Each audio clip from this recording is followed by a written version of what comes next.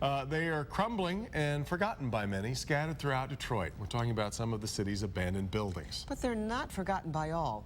More and more people are exploring these structures, some for adventure, some out of curiosity. Tonight, Local 4's Karen Drew has their story and gives us an inside look at some of these forgotten buildings of Detroit.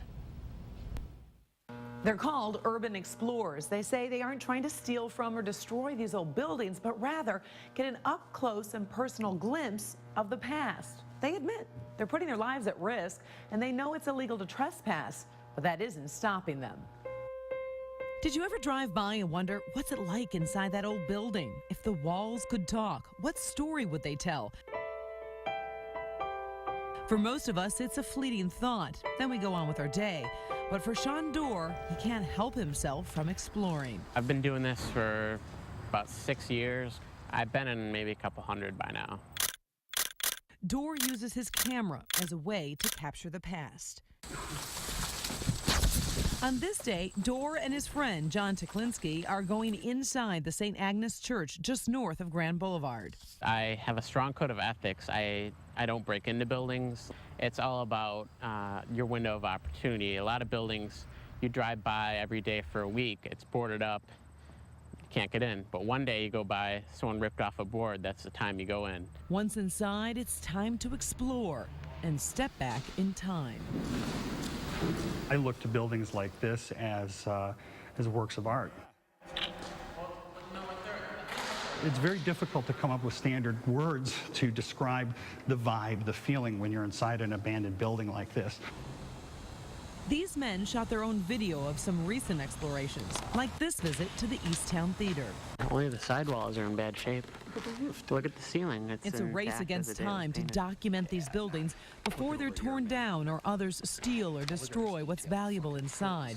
For them, it's a passion. It certainly breaks my heart to see people trashing these buildings because, to me, they're sacred places. They're gifts of the past. At the Temple Baptist Church, they go floor to floor. From the sanctuary, they walk among the pews and the hymnals left behind. 1950.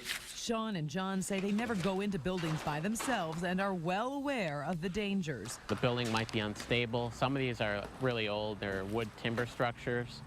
And, you run risk of falling through floors. And there is the risk of being robbed or attacked. There's always vagrants in a lot of these buildings, scrappers, and, you just really have to be careful, and you never know what you're going to run into. This is a little bit more elaborate here, this hallway. They're able to come face to face with the past and hopefully capture those images so others can enjoy what Detroit used to be. If you'd like to see some of the images these men have caught with their cameras, they've set up a website called buildingsofdetroit.com. We've also set a link up on our website at clickondetroit.com. Karen Drew, Local 4. In fact, it's not just the website. The people behind the Buildings of Detroit website have put together this book called Lost Detroit. That's right. I was just going through it a little bit earlier. It's filled with amazing and terribly sad images. The book is for sale. You can get a copy of it by just going on to Amazon.com. But it does hold a lot of secrets, probably a lot of stories to Detroit's past. And some terrifically taken pictures, framed Wonderful. pictures. Yeah. Wonderful.